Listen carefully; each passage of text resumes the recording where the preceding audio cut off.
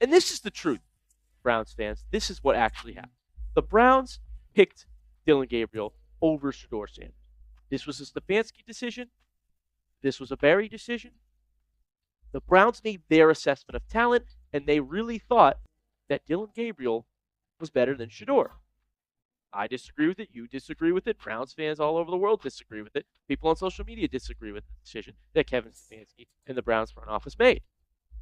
But this is how they're going to run their offense. This is how they're going to make their decisions, is based on that fact to them that Gabriel's a better quarterback or more NFL ready. You are tuned into the most authentic, no-holds-barred conversation about what's really going on with your Cleveland Browns. And let me tell you, if you're a fan, you are tired. You're absolutely exhausted from watching this team, and I get it. We are not even halfway through the season, and yet here we are, already talking about the future, already talking about next year, and it all revolves around one position, one decision, and two rookies, Dillon Gabriel and Shedeur Sanders. Stick around, because the clear message sent to Shedeur Sanders this weekend isn't just about this week's loss. It's about the entire direction of this franchise. It's about the politics in that building, and it's about a head coach who is digging in his heels.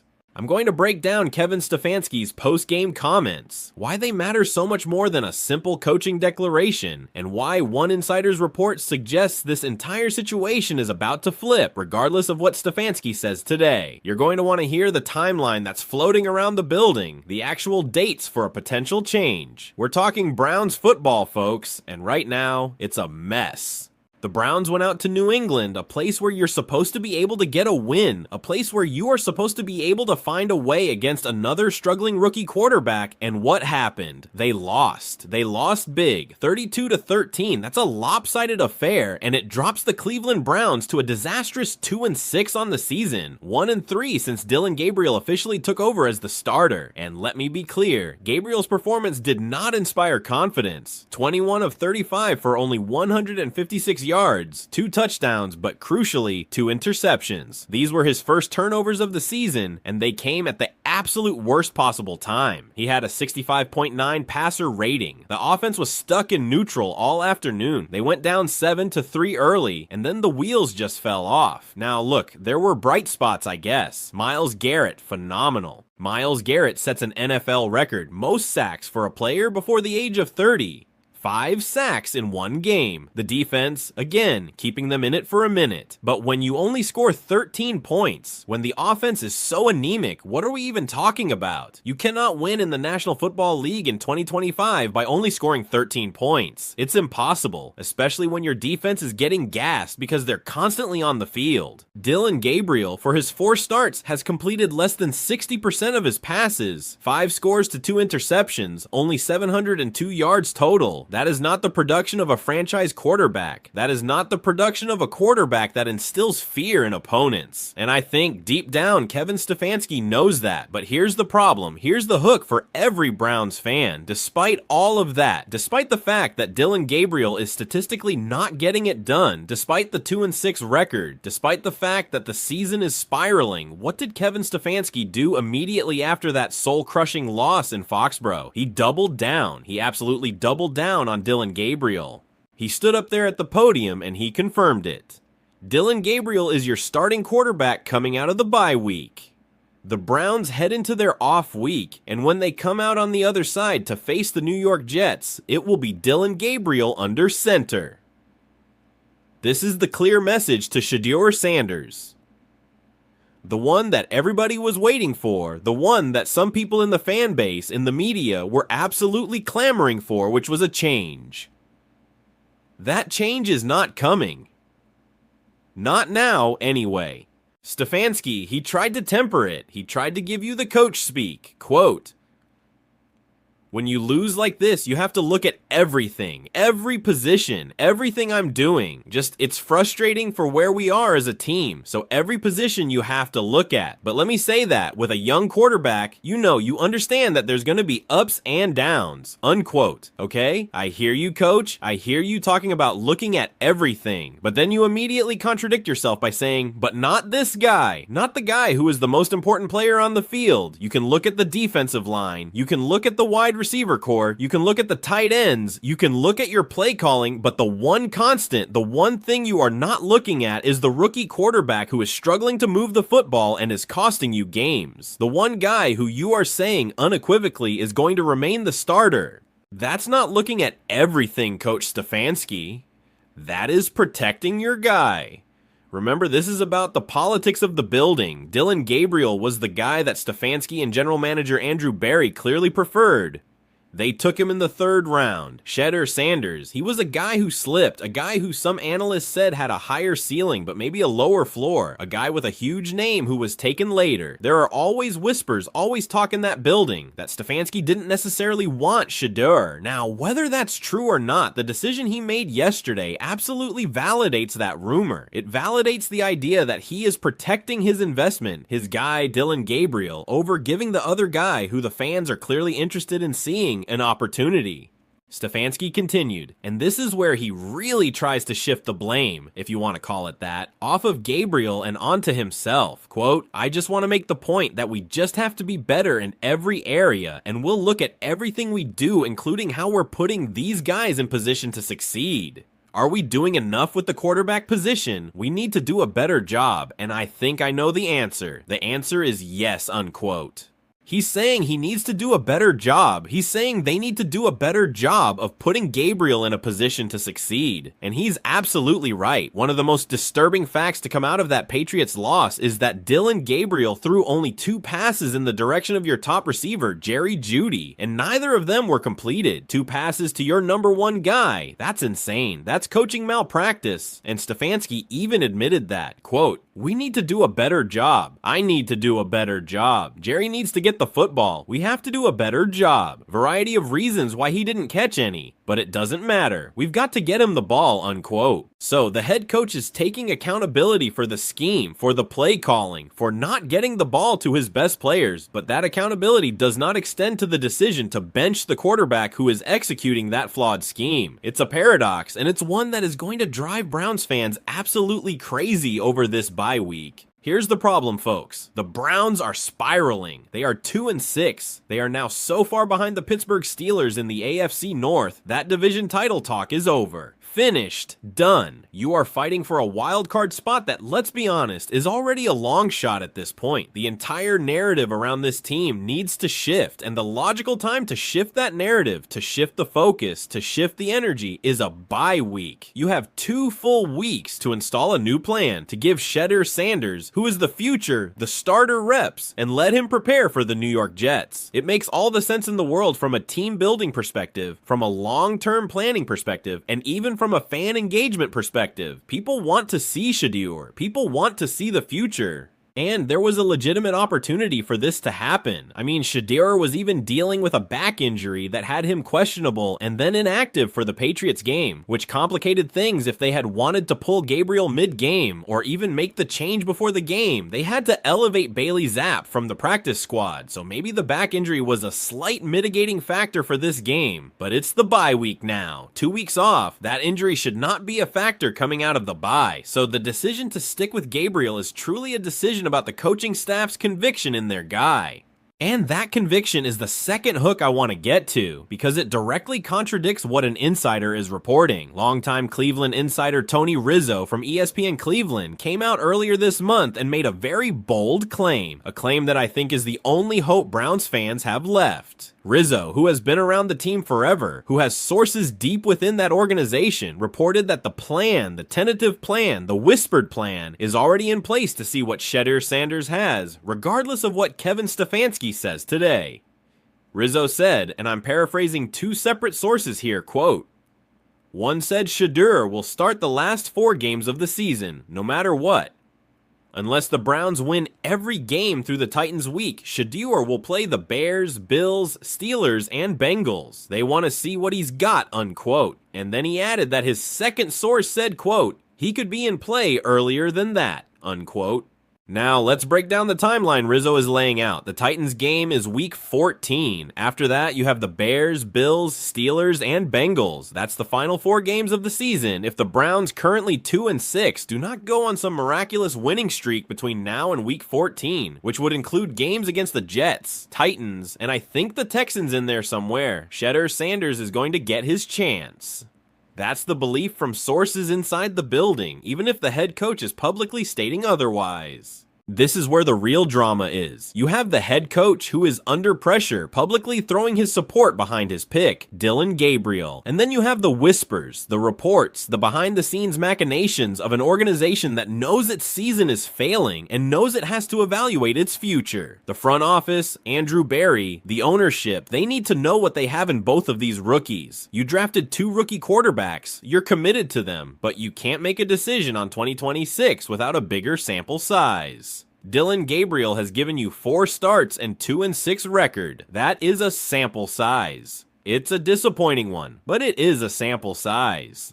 Shedeur Sanders has given you 0, nothing in the regular season, so that reported plan, that late season 4-game window, that is the organization giving themselves an out. It's the organization saying, okay, Kevin, you can try to salvage this with Dillon, but if you don't, we are going to pivot, and we are going to pivot to the other guy because we have to know what we have before we walk into the 2026 draft. Think about the importance of those 4 games. Bears, Bills, Steelers, Bengals. 2 home games, 2 away games. You are facing 2 playoff caliber defenses in the Bills and the Steelers, and you are facing a couple of other teams that are going to be fighting hard for their own reasons. These are meaningful snaps. They're not just putting Shedeur in against the worst team in the league. They're putting him in against real NFL defenses, real NFL pressure, including 2 divisional rivals. That is the ultimate test. They want to see if he folds or if he rises to the occasion.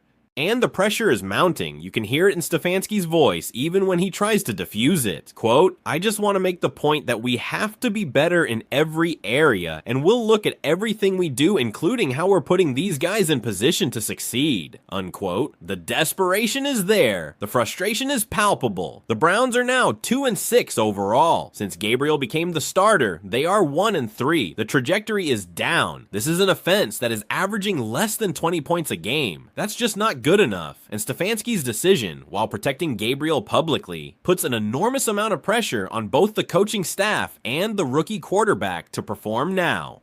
The Jets game coming out of the bye is a must win, absolutely must win. They are 1-7, they are struggling themselves. If the Browns go on the road and lose to the New York Jets and drop to 2-7, I don't care what Kevin Stefanski said in that press conference. The temperature in the room changes immediately. That earlier than that timeline that Tony Rizzo mentioned, it moves up. It moves up because the front office will look at 2-7 and say, the season is over. The playoffs are a mathematical long shot. We can't waste any more time. We need to start evaluating Shedeur Sanders immediately. So, the clear message to Shedeur Sanders is, we are committed to Dillon Gabriel for now. You are not getting the job coming out of the bye week, despite our struggles. You are the second option, the insurance policy. But the secondary, more important message, the one that the front office is sending behind Stefanski's back is, just wait. Just wait a few more weeks. If Dillon Gabriel doesn't turn this around, you are getting your shot.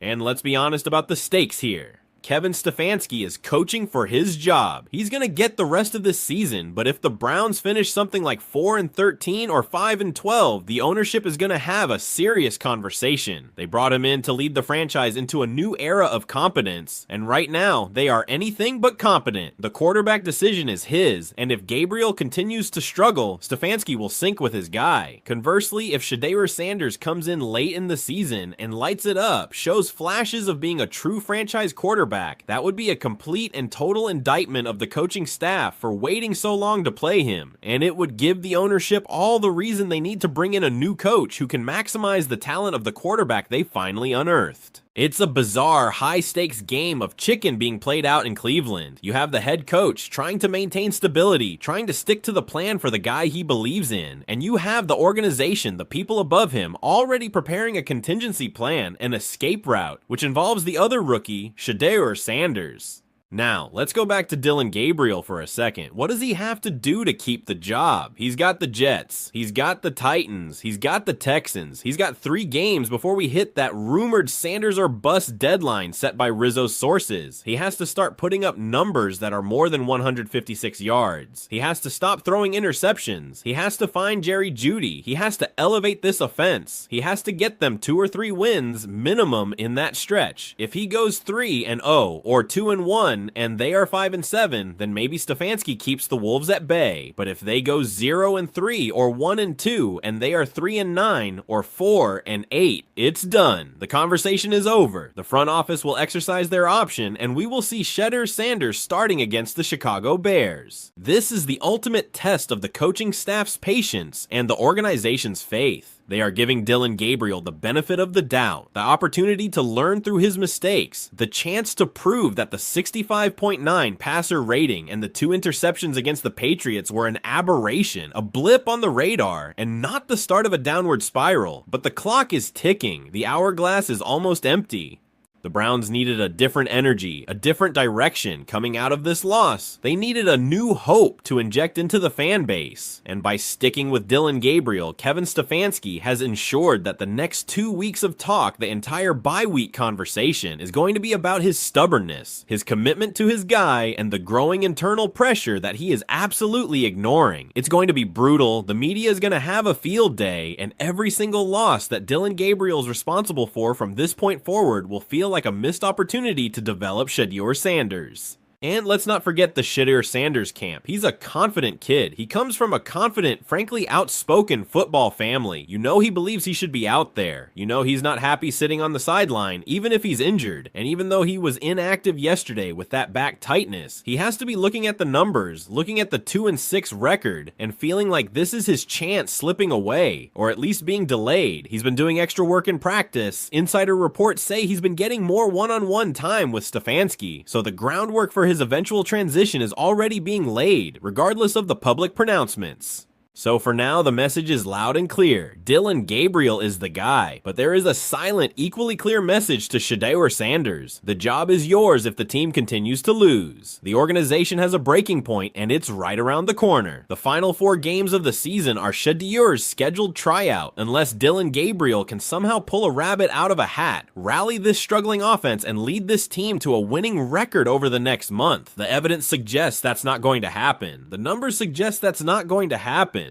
The Browns front office is essentially running a 2-track evaluation process. One track is the Kevin Stefanski show, where Dillon Gabriel is the lead. The other track is the long-term, cold, calculated evaluation of the asset they have in Shedeur Sanders. And that track is scheduled to launch in week 15. The head coach is trying to hold his hand on the throttle of the first track, but the organization is preparing to flip the switch to the second one. That's the reality of the Cleveland Browns right now. It is a politically charged situation, a desperate situation, and one that is going to boil over very, very soon. Keep watching, because this story is far from over. I guarantee you, the moment that 3rd loss in a row happens, we are going to be talking about a major shift. The bye week is just a momentary pause on the inevitable.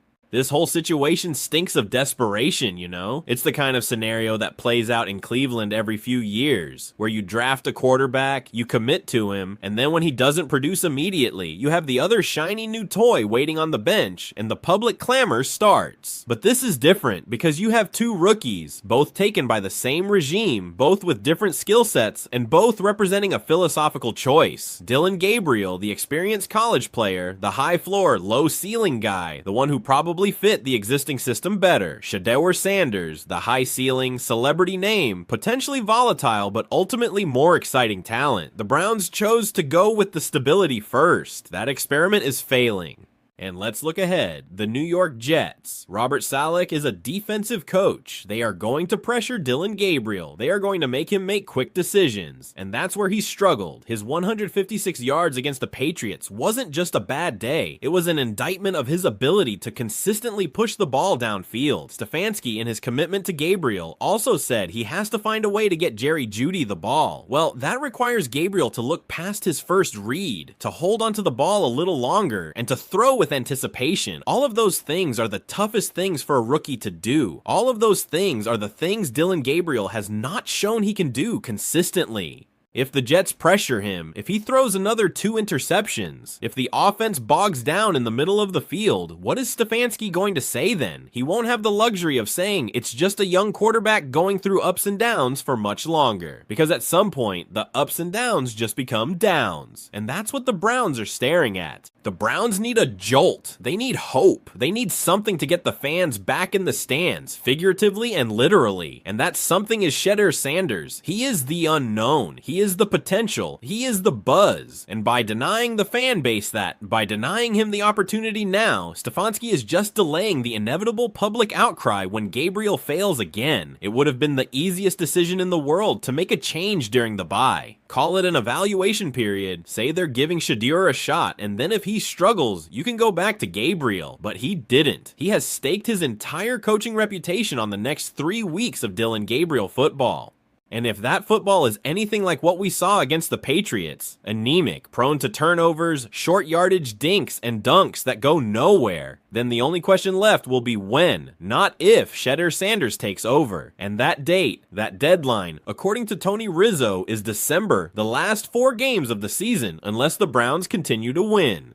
So buckle up, Browns fans. You're in for a rough ride out of the bye week because you are watching a head coach desperately trying to validate his own decision-making, while the rest of the organization is already looking over his shoulder at the next option. The political game in Cleveland is more intense than the football game right now, and Shedeur Sanders is the chess piece that's about to be moved. The clock is ticking, the losses are piling up, and the clear message of Dillon Gabriel being the starter is about to be overwritten by the clear message of the 2-6 record. It's coming. It's just a matter of time. And when it happens, everything changes. Everything. Remember that Tony Rizzo report, folks? I mean, the way he framed it, I was told by 2 different sources. That's not a rumor, that's a plan. That's organizational thinking. The front office knows, the ownership knows. They are simply letting Stefanski play out this string, letting him have his final say with Dillon Gabriel. It's a professional courtesy, perhaps, but it's also a trap because if Gabriel plays poorly, it becomes Stefanski's fault, not just for the performance, but for the delay in playing the other rookie. Imagine the scenario. Browns lose to the Jets, 2-7. They have the Titans next, another tough but winnable game. Let's say they lose that one too, 2-8. Do you really believe that the organization is going to wait all the way until week 15 to play Shedeur Sanders? With the season completely lost, no chance at the playoffs, you would be wasting valuable development time for a guy you need to evaluate for your 2026 plans. The earlier than that option is the one that becomes incredibly real when they get to 3-9, or worse. The organization needs to know if Shedeur Sanders is the answer, or if they need to be seriously looking at the 2026 draft class for another quarterback. The worst possible scenario for the Browns is walking into the offseason with a 2-rookie quarterback situation where neither one has firmly established themselves as the future. That's why the snaps for Shedeur are mandatory, not optional. Mandatory. Stefanski's comments are a beautiful example of a coach trying to manage the situation, trying to manage the media, trying to manage the quarterback room, but the problem is, the facts on the field are betraying him. The 2-6 record is the loudest voice in the room, and that voice is screaming for change.